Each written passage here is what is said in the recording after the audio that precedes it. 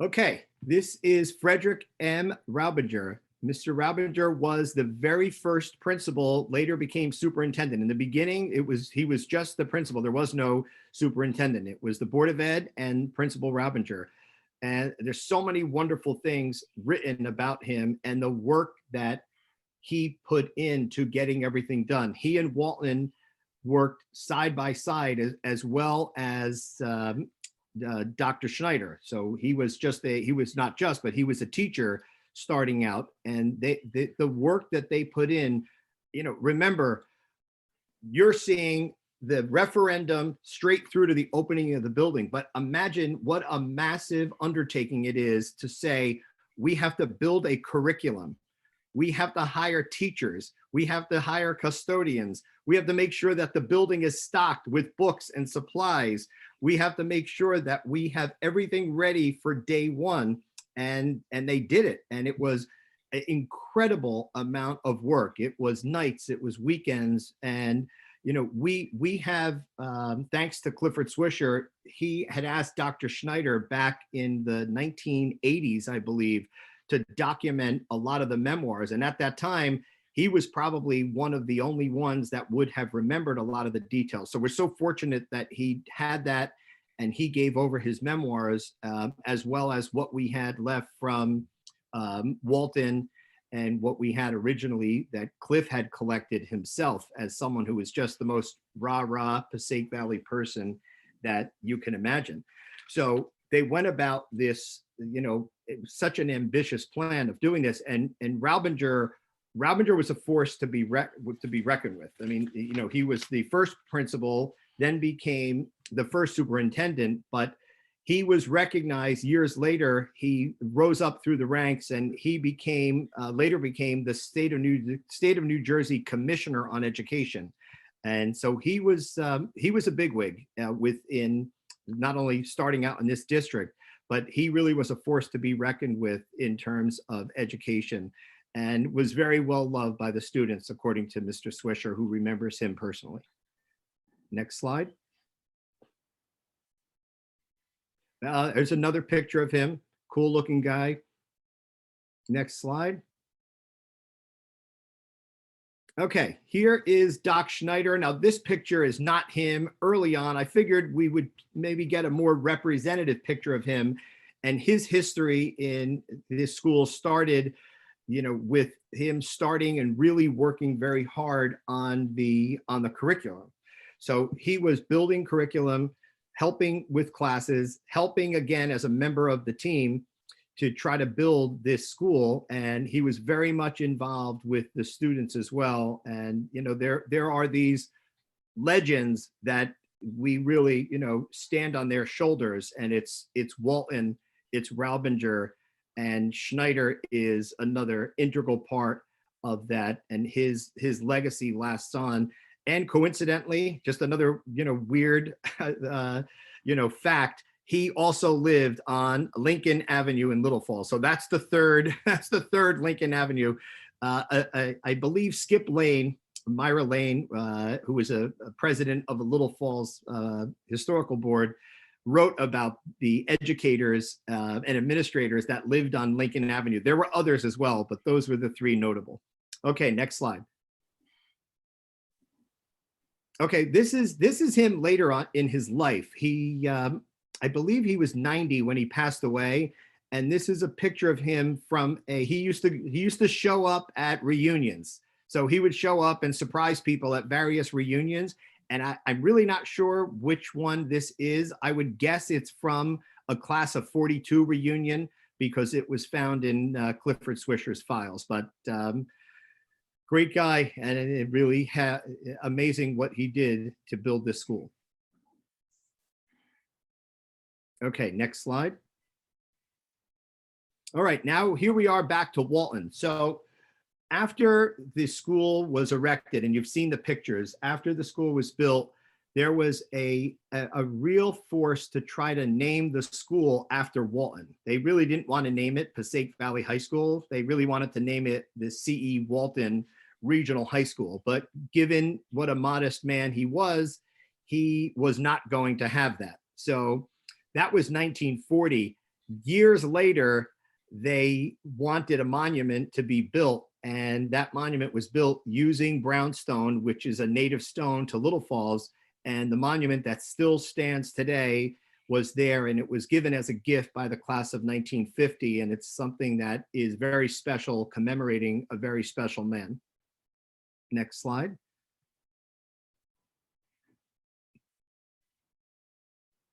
Okay, so now the school is built. They have teachers, and they're, before we get into this, I just looked at some of the original salaries for the teachers, just because I thought it was kind of cool to note. So they hired Frank Soda, who was a Spanish and Italian teacher, 23 years old, at an annual salary of $1,400 per year. Walter Goals was a 27-year-old teacher that was a music and English teacher at $1,500 a year. And Harriet Shaw, who had a master's, was at $1,700 per year. And these were some of the original teachers. I will note Harriet Shaw later became Harriet Griswold as she married Elmer Griswold, and we'll speak about Mr. Griswold in a moment. So the school's built, the students are there, and now they have the awesome responsibility of having the students get involved and figuring out athletics and clubs and plays. And there was so much to do. And when you look at the very first yearbook, you're really in awe. But one thing I just want to note, that for the very first class, for the first graduating class, so there were actually 2 graduations, and I'm going to try to get the date. So the first class that started in September of 1940 had already matriculated enough credits such that they only needed 6 months. So there was an original group, and they actually looked upon themselves differently. So there were really 2 first groups, and there was a graduation and a separate ceremony that was held in February 1941 for that first group that had matriculated from either Montclair or Patterson and just needed that last little bit of credit. So that was the first group. And then there was what they consider the first official group for the entire year, and that was the class of 1941, having the graduation in June of 1941. But that first group, it was only 20 students, but they viewed themselves as very differently. And thinking back of Cliff's talks about PV, and he was a member of the class of 42, but he was a contemporary of all of them. And they very much viewed themselves as different classes, even though they were both the class of 41. Only time in Passaic Valley history that there were 2 graduations like that. Okay, so the first picture we're seeing is a picture from 1940. Those are the officers of the First Girls Athletic Association. And we are going to show that, looking at the times, this was something that, when you read about the history of Passaic Valley, it was very important that they had equal opportunities for sports and education for the girls as well. And I thought it would be apropos that we show that photograph first. Next slide. All right, here is the first student council. Pretty large student council, but I think that's a great picture. I think the dress may be a little bit different than the dress that we see today by the students, Dr. Cardillo, but that is the first student council. Next slide. All right, here they are, Passaic Valley High School's 1940 football team. So again, I'm in awe of our forefathers here, how they got all this together. And they had recruited a man by the name of Elmer Red Griswold. And we're going to speak about him in a bit, but Griswold was not a native of Little Falls or even New Jersey. He came out of New London, Connecticut, although I believe he attended Rutgers, and maybe that was his connection. And through his contacts, found out about this opportunity. He was doing fine as an educator in New London, which was his hometown, but he viewed this as such a unique opportunity to be involved with a school that had the facilities large enough, because it was a regional school, to build something great, and he certainly did. So this is a picture of the first group, and the very first football game was reported, and it was against Caldwell, New Jersey, located in Caldwell. That was the very first game that they had in October 1940. Okay, next slide.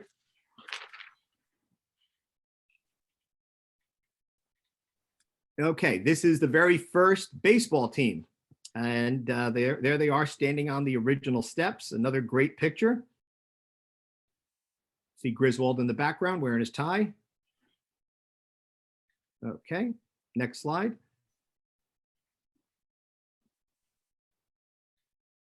Okay, I love this photo for a variety of reasons, but again, it was not just about sports and not just about education. It was also about theater and about music. And this is a picture that was taken of the band from a parade in Little Falls, probably a Memorial Day parade. And this is located at 44 Main Street. And I kind of selfishly like this picture because that was my great grandfather's shop in the background. So that was Napoli's reupholstery shop in the background. That was there from the 30s up until probably the very late 1970s. It's just a wonderful picture showing the Passaic Valley Band as well as that backdrop. So I had to put that in selfishly. Next slide. Okay, so there are some amazing traditions about Passaic Valley, and we're going to talk about them. And, you know, as I'm putting this together, we certainly can't include everything, but we can do our best to try to. And there were other people that were involved in the great history. And this is a start. This is an introductory on the history of Passaic Valley. So there may be, I'm sure people that we are not recognizing and things that, have not been stated, but again, we'll have a part 2 at some point. Okay, so the name, the Green Hornet, but before we get to that, I don't have a slide for it, but the colors. So the issue of the colors, where did the green and white come from?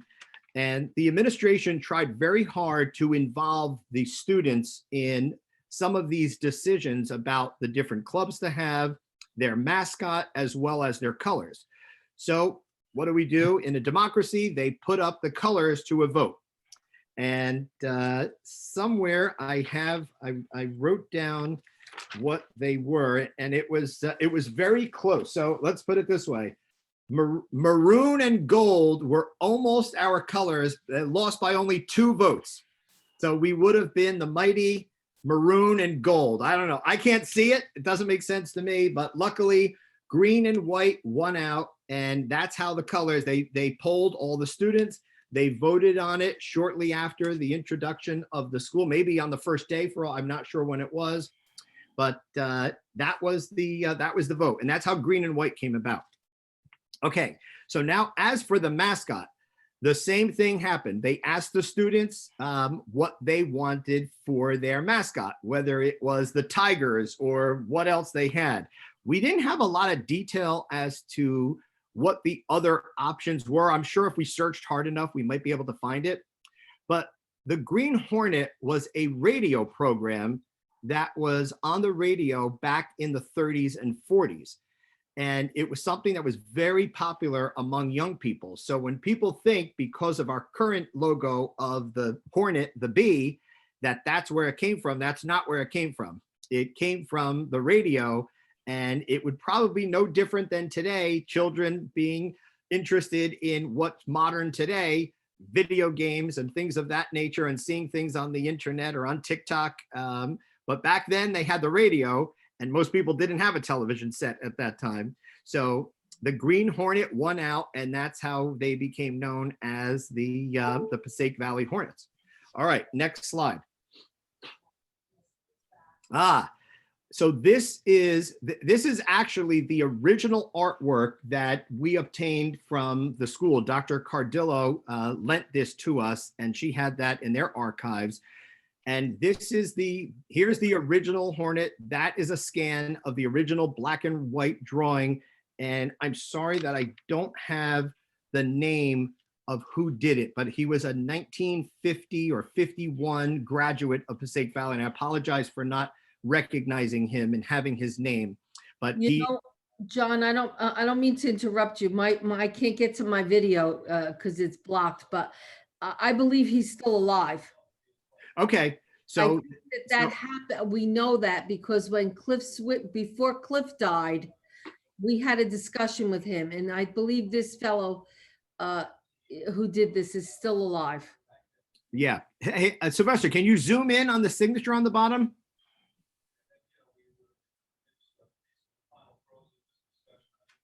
Oh, Bob Matthews, it looks like. Yeah. So I think he was a member of the class, like I said, it was the early 50s. Yeah. So yeah, if he was in the class of the early 50s, probably in his 90s today. Correct. That's remarkable. So anyway, so after that point in time, if you remember, my very first slide was the Regal crest with PV on it. And then we introduced the Hornet in the 50s. Okay, next slide. Okay, they also had to come up with an alma mater. So the alma mater was something that was really very, very close to Cliff Swisher's heart. And he was a pretty good musician. So Cliff, probably as a 16-year-old, 17-year-old, wrote the sheet, wrote the music and the words for the alma mater. And he was happy to sing it for you as well. Sometimes, even if you didn't ask him, he would sing it for you as well at events that had nothing to do with Passaic Valley. But he was so proud of that. And we do have a recording of him. I didn't have a chance to upload it, but at the 300th anniversary of the founding of Little Falls, he sang it himself and a cappella, and it was actually really beautiful.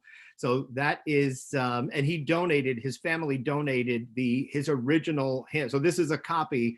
The original hangs at the Historic Society in Little Falls, and we hope to have some better space to display these items to the public in short time. So But that's, John, again, I don't mean to interrupt you, that we can't see each other, but when Cliff passed away, his family came to the graduation because we honored him that year during the graduation. And then they made a very nice donation to the school in honor of him. And we used that donation for the music department. And they were able to buy cabinets to store. You can't imagine how much sheet music is at Passaic Valley. So we were able to organize ourselves, and we were so grateful to the family for helping us to get to that point. Isn't that great? Yeah, we're still going through Cliff's files. So we find things that are amazing all the time, and he really left his mark not just on Little Falls but on Passaic Valley. And I would say that Passaic Valley was truly his love. Some of my favorite writings of Cliff are nothing more than letters that he sent. For instance, we found a letter that he sent out to his entire class, and he communicated with them pre-email. And he sent out this letter, typewritten, probably on a typewriter, back in 1998 when Griswold passed away. And in that letter, he just put his own little remembrances of Passaic Valley, and some of that I used to do this talk tonight. So, all right, so we have an alma mater, and the other thing that I didn't have a picture of her, and I wanted to put one of Cliff and her, and we just didn't have the time, and we are constrained, and I'm sure I'm going over time, but Marge DeYoung. So Marge was also a member of that class of 42. Her dad was mayor of Little Falls. She was the first female mayor of the township of Little Falls, and she proudly sang the song that Cliff wrote. So she is someone that I wanted to recognize tonight as, again, these giants that we stand on their shoulders, and she's one of them. Okay, we have in front of you the very first Valley Echo. I was a member of the Valley Echo myself in 1986 and 87.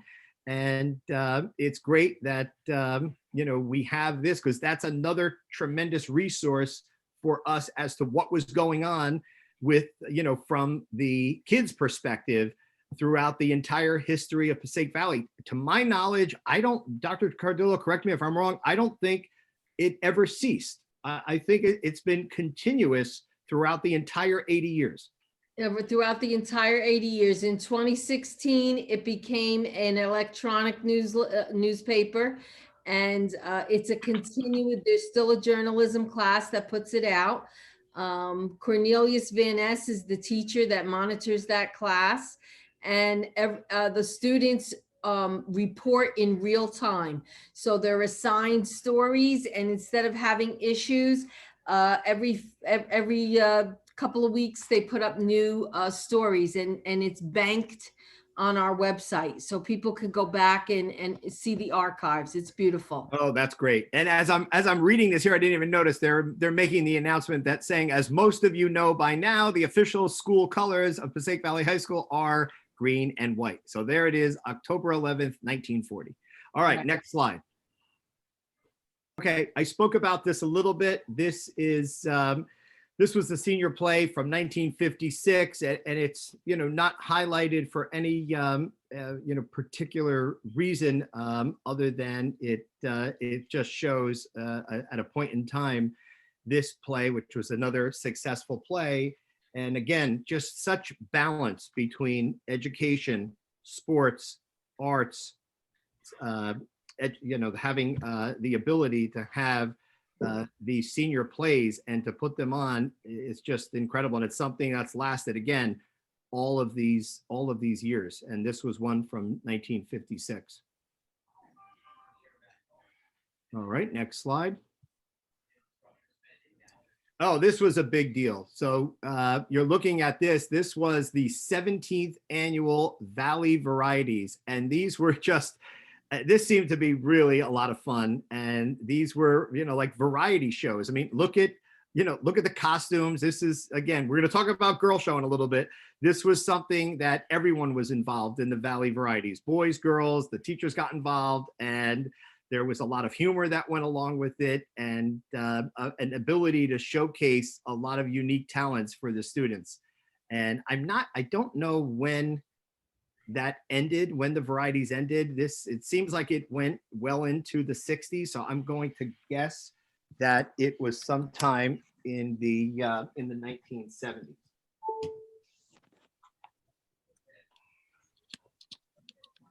Oh, hold on, everyone. Okay. All right. Next slide. Okay. I just spoke about Girl Show. This is Rosabelle Steinhauer, also known as Dr. Cass, who was I will call the mother of Girl Show, the founder of Girl Show. And this was the topic of a full documentary not that many years ago that was shown at film festivals, and I believe won some awards, was part of the Montclair Film Festival. But it started with her. So she again, another giant. She was, the equivalent of an Elmer Griswold as it related to girls' physical education. Next slide.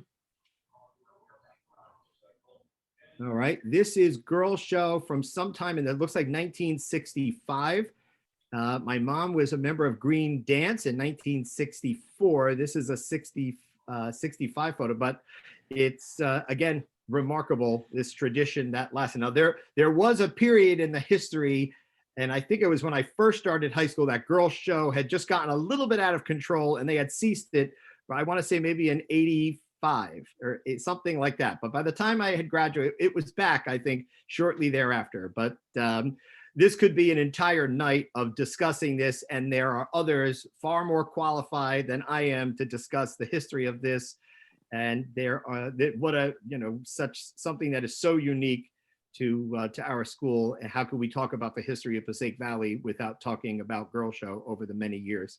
And I will tell you that during the pandemic, we had our Girl Show was one of the last events before we went down into the world of online.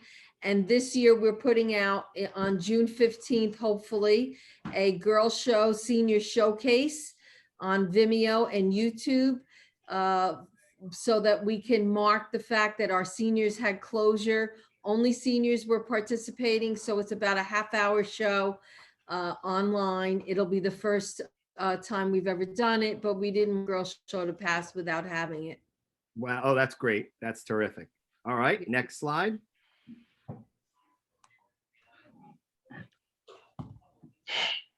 It's just an article talking about the documentary.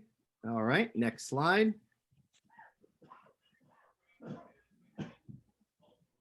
The note on this was from 2015. So, you can see based on the costumes, how elaborate it had become after that period of time. So this is from 2015 and the tradition lives on. All right, next slide.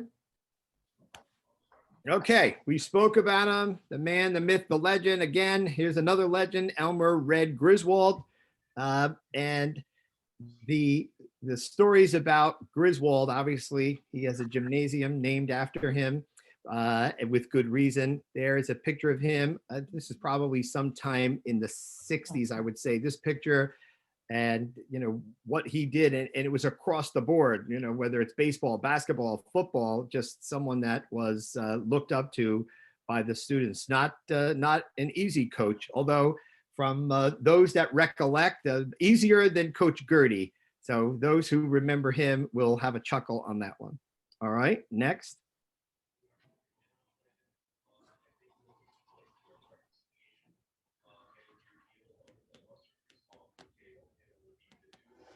Oh, that's a much later picture of him, and that is with his wife, Harriet, who he met at Passaic Valley.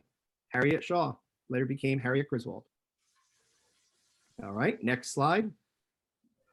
Okay, so this was prepared by George Eaton. George is, as I mentioned, a member of our board, a vice president, but he's also a licensed and talented architect in his own right. And George took the time, because we really didn't have anything like this.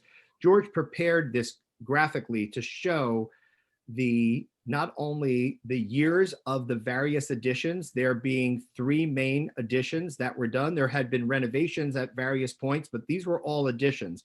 And I think it's such an interesting slide. We'll make it available to everyone. So it shows the original building designed by Fanning and Shaw going back to 1940 with the 1956 addition. And you see clearly marked there. Now this was by another architectural firm.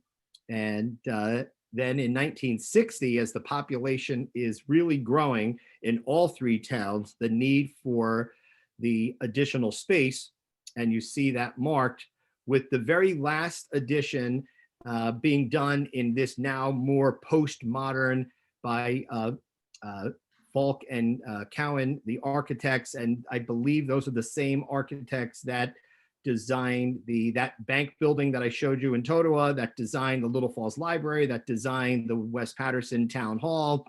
And I think we have some elevations that they had introduced to the public. And that was, these were all various referendums that went through in order to make the campus that we know today with the current configuration. All right, next slide. Okay, this would be just before, this includes the 56 and 60 additions, but does not include the 68 editions. So this is an aerial showing that. And you'll see, I believe we have a slide, next slide. We have a slide coming up showing the 1968 editions. Okay, this is just an article about that they're going to be building this to meet the needs of the area's growing needs, and the population at this time probably hit an all-time high into the early 70s. All right, next slide.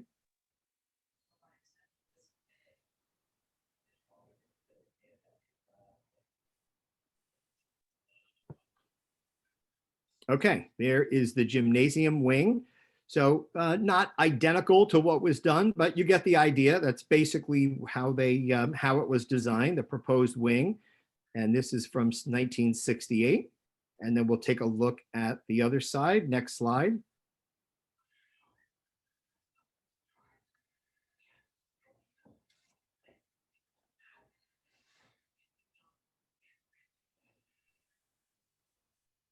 All right, and then you see some of the classrooms on that side, also from 1968, which were built. All right, next slide.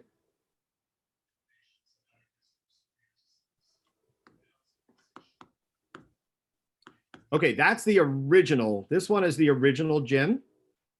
And you see up above, if you could see the dividing line between for the boys and the girls.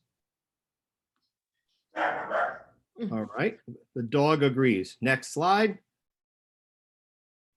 Okay, there is the modern gym that you're seeing. I'm not sure the year of the picture, but I think it's pretty recent. And next slide. Okay, this is a dated picture, although it's the renovated, this would be the renovated auditorium.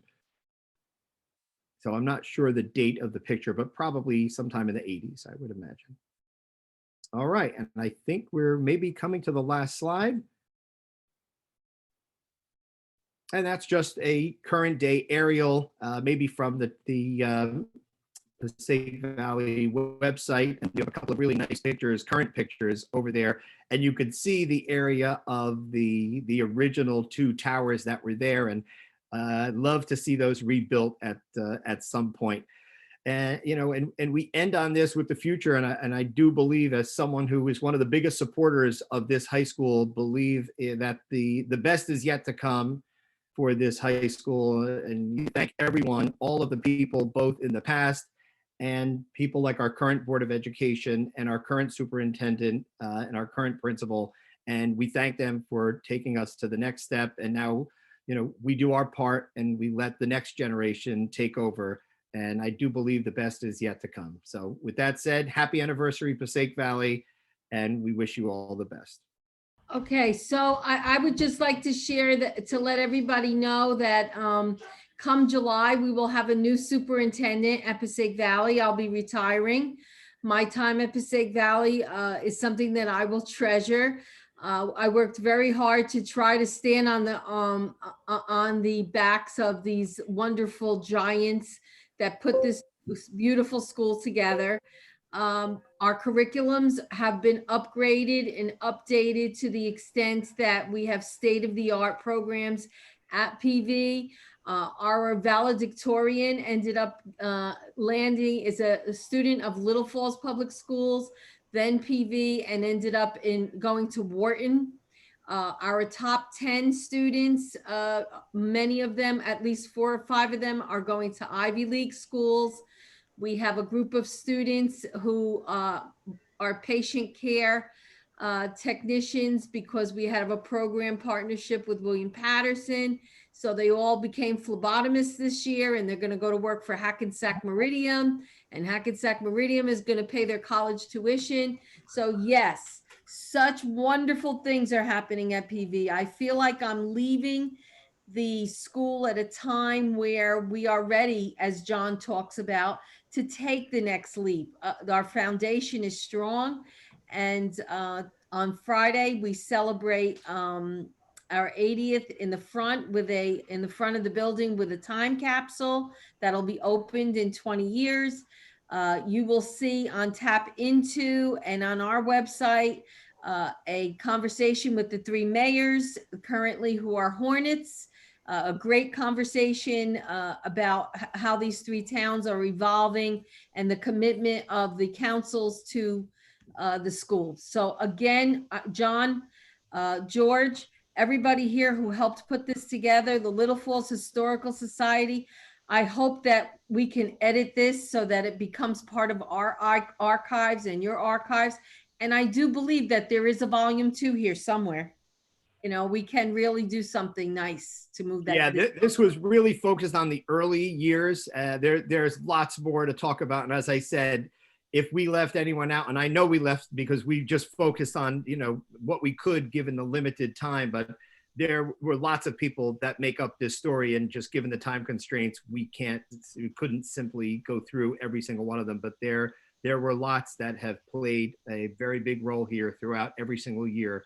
And we thank all of them, maybe not by name, but in general. Right. So anybody else have any questions? Put the hand up, help us. I have a Sarah? question. So I'm curious about the towers that existed. Do we know why they were torn down? And when they were erected, do we know, like, was there a reason that they existed? So Was it for like airflow, or were they just decorative? I'll take the answer to this. I have asked over many years, that because I've it bothered me when they were taken down. So the answer that I was given, and again, it was this answer was given to me 20 something years ago or more, was that they had fallen into disrepair. And the cost to rebuild them was so much money that water got into them and they needed to be repointed and the metalwork needed to be redone. And it was done in such an elaborate way that it was not looked upon as something that they wanted to roll into one of those referendums. So my guess is that it was taken down. I don't have the exact date, but my guess it was taken down in '68. And remember, at that time, there was a real push for this modernism. You look at the buildings that were built during that time. They're not my fancy, but people love them. Those, more postmodern type buildings, the Frank Lloyd Wright type look. And you see the inspirational photos from the 1968 and the designs. So I think maybe that had a part in it. I don't think they just took them down because they didn't like them. I think there probably was a legitimate reason that they took them down. But I would sure love to see if we could rebuild them in some fashion because they were really iconic and I miss them. Yeah, So that all sounds about right. I don't really remember them, physically. I remember the pictures. Thank you. Yeah, good question. Anybody else for questions? Go ahead, Alexander, ask a question. Hi, I'm Dr. Cardillo's son. I have a question. How much did it cost? How much do you think would it cost to get those towers put back? I wouldn't even want to it's a good question. I wouldn't even want to venture a guess. Given the metal work was probably custom, the spirals were custom. I mean, and I'm sure we could find the craftsman, but it would probably be difficult. I wouldn't even want to throw a number out there in fear that someone would say, we'll never do that again. Something that I think would be worthy of looking at some point and probably would need some level of private donations from someone that had interest in that. So we're not putting that on the backs of the taxpayers, but I do think it would be worthy of looking into returning them. I've been sitting here the whole night. I enjoyed this presentation immensely. I love pictures like that. Oh, thank you. Thank you. And I remember meeting you at the dedication of the Little Falls Steam Lab at School One. Yes. Yeah. This is such a special time in our history at PV. I'm so happy that people in the community are getting involved. If you walk on our campus, you will see that we have flags out. We have a flag up on our flagpole has been revamped, and we're trying to do so many things to commemorate. So I want to again thank all of the people who are here today on this call, on this Zoom, and I hope that this is something that will take us into the future, and that we won't wait another 20 years till we do this, because the history of PV is really something to be admired. So thank you again, John. For sure. My pleasure. Okay. Good night, everyone. All right. Thanks, everyone. Thanks for joining. Good night. Bye. Bye, everybody.